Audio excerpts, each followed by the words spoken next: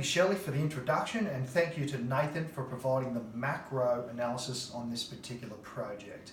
My name is Chris Graham, and in a nutshell, my role is the mathematics of this project analysis, and to inform you, the audience, the key financial ratios.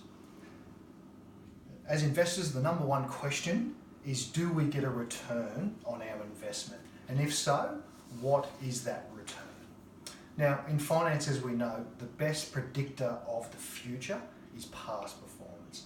So together with Nathan's macro investigation, which form part of our fundamental analysis or macro analysis, we've also conducted technical analysis. And as investors, we know that that's looking at charts, at past facts and figures, like what is the average unit sold in the industry, what is the mean or the average revenue yearly, and importantly, what are the prospects for growth? So that's led us to predict a future set of cash flows for 101 Mobility. Okay, so all members of the audience have a copy of our infographic, which is there. And we can see the initial investment cost for 101 Mobility is $205,830. Contract length is 10 years. And the return on investment is a very attractive 67.92%. Payback period is 1.47 years, which is below the industry standard of 2 years. Once again, if I can refer to the financial section of the report, I mentioned that payback is often criticised because it doesn't account for the time value of money. So what we did was conduct a full statement of cash flows for a 5-year period to come up with a net present value. Full tax implications are in the cash flows, and what we've done is added 2 purchases of motor vehicles which are depreciated on a straight line at 20% with a book value of 0 at the end of the project. Now, the $1 million question in project analysis is, what is the discount rate, or what is the opportunity cost for investing in such a project? We've used the second most famous financial calculation behind net present value, and that is the security market line. In the report, you'll see we've used the risk-free rate of 5.5%, which is based on a 10-year regression of the 10-year government bond, and we've used the market risk premium of 8%. We've used a beta of 1, which is similar to the systematic risk of the market as a whole.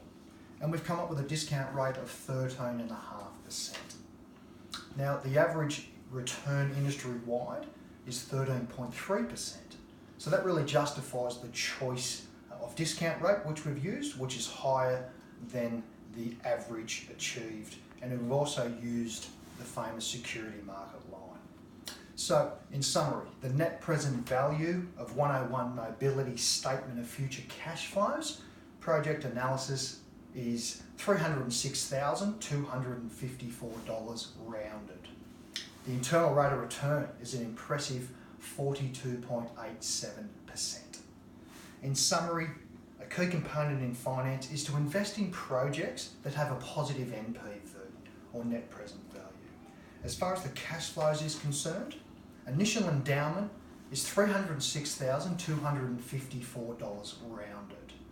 So that is the value of the firm at the start of the project. After project completion, the net present value is the amount of value that is added to the firm as a result of undertaking the project. As a result of investing in 101 Mobility 5-year project, the firm value rises to $612,084 rounded. Therefore, the project maximises the investor return and increases the wealth of the firm by $306,254 rounded. In conclusion, the net present value is above 0, which means that the project increases the wealth of investors. I'll now hand you over to Lauren, who will discuss the marketing campaign and describe the tactics of just how 101 Mobility will achieve predicted future cash flows. Thank you.